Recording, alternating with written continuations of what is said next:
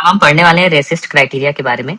तो resist criteria को पढ़ने से पहले हम कुछ बातें समझ लेते हैं कि इसका यूज क्यों करते हैं। तो जैसे बाय चांस ये जैसे लीवर है, फिर ये जो है किडनी है,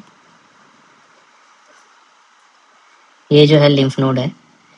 तो यूजुअली क्या करते हैं रेसिस्ट क्राइटेरिया में, हम जैसे लीवर में एक लीजन हुआ, दो लीजन हुआ, किडनी में ऐसे 4 लीजन है, और लिम्फ नोड का जो रहता है अगर हम बात करें तो लिम्फ नोड के बीच में क्या रहता है, नीचे। तो यूजुअली हम करते क्या है, इसमें हम लोग कोई भी कीमोथेरेपी स्टार्ट करते हैं तो उसके बाद रिस्पॉन्स चेक करने के लिए एक पैरामीटर बनाते हैं, इसको रेसिस्ट क्राइटेरिया बोलते हैं। इसमें हम लोग जो रहता है, जैसे सबसे पहले हमने कोई कैंसर हुआ तो हम पूरी बॉडी का सीटी स्कैन कराएंगे।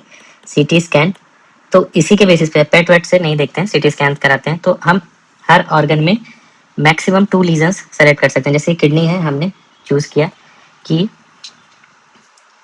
यहाँ पे कितने, 1 2 3 4 है, तो मैक्सिमम 2 लीजन हमने चूज कर लिया। तो 2 लीजन चूज कर लिया यहाँ से, पहला ये, दूसरा ये, और बाकी 2 छोड़ दिए किसी को भी। तो इसको बोलते हैं टारगेट लीजन्स, जिसको हम सेलेक्ट कर रहे हैं। और सेलेक्ट किसको करते हैं, जो सबसे बड़े रहते हैं और जिनको हम मेजर कर सकते हैं, तो उन्हीं को टारगेट लीजन करते हैं। फिर ये अगर लिम्फ नोड को लेना रहता है तो हम शॉर्ट एक्सिस देखते हैं। शॉर्ट एक्सिस, ये वाली एक्सिस शॉर्ट होती है और ये लॉन्ग एक्सिस होती है। तो शॉर्ट एक्सिस देखते हैं, अगर ये 15 mm से बड़ा रहता है तो लिम्फ नोड को भी ले लेते हैं, तो इसको भी ले सकते हैं। तो एक लीजन इसका हो गया कि कितने mm का है। और एक ऑर्गन जो है लीवर, यहाँ पे 2 है तो 2 ले लिया यहाँ से। तो मैक्सिमम जो रहता है हम 5 लीजन है वो ले सकते हैं। टोटल 5 लीजन ले सकते हैं। तो जैसे ये किडनी है, इसमें टोटल 4 है, तो क्या हम चारों ले सकते हैं? नहीं, एक ऑर्गन से मैक्सिमम हम 2 ही लीजन ले सकते हैं, और टोटल मैक्सिमम 5 लीजन तक ले सकते हैं। फिर इनका जो है लेंथ निकालेंगे। जैसे हमने मेजर किया कितना बड़ा है यहाँ से, और इसको मेजर करने के बाद फिर हम क्या करते हैं, इनका सम करते हैं। जो इनका लीजन का बात करें तो जो होगा सम करेंगे, प्लस जो लिम्फ नोड होता है उसका शॉर्ट एक्सिस जो है उसका सम करेंगे। तो अब ये जो सम आता है, इन सबको टोटल करते हैं तो ये क्या रहता है, सम ऑफ लॉन्गेस्ट डायमीटर, जिसको बोलते हैं SLD। अब अगली बार जब पेशेंट आएगा, यूजुअली हम लोग 6 से 8 हफ्ते बाद दोबारा बुलाते हैं कीमो पे, तो दोबारा हम सीटी स्कैन कराएंगे। और सीटी स्कैन कराएंगे और फिर देखेंगे कि जो हम लीजन जिसको हमने सेलेक्ट किया था, अब जो बड़े बड़े लीजन है उनको फिर से हम SLD निकालेंगे। उसी तरीके से हर एक लीजन को जोड़ेंगे। तो जैसे ये लीजन A है, B है, C है, D है और E है, तो पहली बार हमने A plus B plus C plus D plus E किया था, फिर से हम A plus B plus C plus D plus E करेंगे। अब ये जब किया तो उसके बाद हम देखेंगे कि कितना डायमीटर आया है। अगर इसका जो लेंथ है, अगर 20% से ज़्यादा पिछली बार से बढ़ा हुआ है, तो इसका मतलब क्या है, डिजीज प्रोग्रेस कर रही है, डिजीज बढ़ रही है, प्रोग्रेस। या इसमें से कोई भी एक लीजन है जिसका साइज, अगर हम बोलें, जो अगर हमने जो ऐड किया है, अगर उसमें 5 mm से ज़्यादा इंक्रीज है, तो ऐसे में भी प्रोग्रेसिव डिजीज बोलते हैं। या कोई नया लीजन हो गया है, जैसे हमने पिछली बार देखा था किडनी में 4 थे, अब ये 5 हो गए, नया लीजन आ गया, तो वो भी एक प्रोग्रेसिव डिजीज होती है। अच्छा, प्रोग्रेसिव डिजीज का दिक्कत क्या होता है, अगर कोई इम्यूनोथेरेपी ले रहा है तो उसमें प्रोग्रेसिव डिजीज जो रहता है, उसमें कई बार क्या होता है, सूडो प्रोग्रेशन होता है। जैसे डिजीज बढ़ रही होती है, क्योंकि वो इम्यूनोथेरेपी ले रहा है तो डिजीज बढ़ रही होती है। तो ऐसे में जो रहता है, अगर हम देखेंगे तो उसमें सूडो प्रोग्रेशन पता चलेगा, क्योंकि इम्यूनोथेरेपी में कई बार साइज जो रहता है बड़ा हो जाता है, तो सूडो प्रोग्रेशन होता है। इस वजह से रेसिस्ट क्राइटेरिया इम्यूनोथेरेपी में नहीं यूज करते हैं, उसके लिए हम यूज करते हैं आई रेसिस्ट क्राइटेरिया। तो आई रेसिस्ट यूज करते हैं। तो फिर उसके बाद अगर हमने देखा कि 20% से ज़्यादा है तो प्रोग्रेस होगा। अगर जो साइज है मोर देन 30% अगर कम हो गया है, तो इसका मतलब क्या हुआ है कि इम्प्रूवमेंट है, रिस्पॉन्स है। तो ये कैसा रिस्पॉन्स होगा, पार्शियल रिस्पॉन्स है। अगर पार्शियल रिस्पॉन्स है, कंप्लीट रिस्पॉन्स कब होगा, कंप्लीट रिस्पॉन्स तो तब होगा जब सारे के सारे लीजन्स जो होंगे गायब हो जाएंगे, लीजन्स डिसअपियर। और दूसरा चीज क्या होगा, जो नोड्स हैं उनका साइज कितना हो जाएगा, लेस देन 10 mm। तो ये चीज रहता है। तो इसी का कॉन्सेप्ट रहता है, जो रहता है रेसिस्ट क्राइटेरिया होता है। तो हम इसको एक बार देख लेते हैं कि रेसिस्ट क्राइटेरिया होता क्या है। तो रेसिस्ट जो अब यूज करते हैं वो होता है 1.1 और उसका मतलब होता है रिस्पॉन्स इवेलुएशन क्राइटेरिया। और कैसे ट्यूमर में सॉलिड ट्यूमर, तो एसटी का मतलब होता है सॉलिड ट्यूमर। ये क्यों इंपॉर्टेंट होता है, क्योंकि अगर किसी में हिमेटोलॉजिकल मैलिग्नेंसी होगा या किसी में सिस्टिक लीजन होगा तो ऐसे में हम उसको मेजर नहीं कर सकते हैं, तो उसमें हम नहीं लेते हैं। और सिर्फ आइसोलेटेड बोन मेट्स रहता है तो उसमें भी हम नहीं करते हैं। और रेसिस्ट के लिए बेसिकली हम क्या करते हैं, ट्यूमर रिस्पॉन्स टू ट्रीटमेंट ये चेक करते हैं। और ये किस पे बेस्ड होता है, सीटी स्कैन और एमआरआई पे। इसमें बेसिकली हम क्या करते हैं, एक सिंगल लॉन्गेस्ट डायमीटर लेते हैं, उसको मेजर करते हैं। और हमारा जो मेन टारगेट रहता है रिस्पॉन्स टू थेरेपी चेक करना रहता है। ये अगर हम बात करें तो हिमेटोलॉजिकल मैलिग्नेंसी के लिए एप्लीकेबल नहीं होता है, सॉलिड ट्यूमर के लिए होता है। तो सबसे पहले हम किसको मेजर करते हैं, कौन से लीजन होते हैं जिनको मेजरेबल बोलेंगे। तो हमें जो सीटी स्कैन का स्लाइस है वो 5 mm से कम का होना चाहिए। और सीटी स्कैन अगर हम यूज कर रहे हैं या एमआरआई यूज कर रहे हैं तो ऐसे लीजन्स को हम लेते हैं जिनका साइज ऑलमोस्ट 1 सेंटीमीटर से बड़ा हो। तो 1 सेंटीमीटर से जो बड़ा होंगे लीजन उन्हें ही हम मेजर करेंगे। अगर हम चेस्ट एक्सरे से करते हैं तो हमें 2 सेंटीमीटर लेना होता है। तो 2 सेंटीमीटर से बड़ा होना चाहिए तो उसे हम मेजर करेंगे। अगर हम बात करें लिम्फ नोड की, तो लिम्फ नोड में हम लोग शॉर्ट एक्सिस लेते हैं। और शॉर्ट एक्सिस जो लेते हैं वो कितना रहना चाहिए, 1.5 सेंटीमीटर से बड़ा होना चाहिए, तभी हम उसे लेंगे। अगर 1 सेंटीमीटर से छोटा है तो उसे नॉर्मल मानते हैं। और अगर बीच का है 1.5 सेंटीमीटर से 1 सेंटीमीटर के बीच में, तो ऐसे में उसको हम मेजर तो नहीं करते हैं बट वो नॉर्मल भी नहीं होता है, तो उसको हम वॉचफुल वेटिंग करते हैं। तो अगर हम बात करें तो जो ये लॉन्गेस्ट डायमीटर है उसमें अगर सीटी स्कैन में तो 1 सेंटीमीटर से बड़ा है, एक्सरे में 2 सेंटीमीटर से बड़ा। जबकि लिम्फ नोड में बात करें तो शॉर्ट एक्सिस लेते हैं जो कि 1.5 सेंटीमीटर से बड़ा रहता है।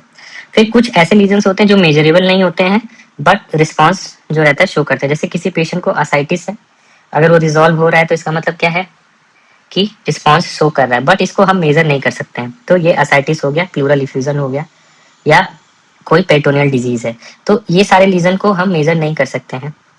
फिर अगर कोई बोन लीजन है तो उसे भी हम मेजर नहीं कर सकते हैं। फिर अगर कोई स्पाइन में लीजन है या ब्रेन में लीजन है तो उसे भी हम मेजर नहीं कर सकते हैं।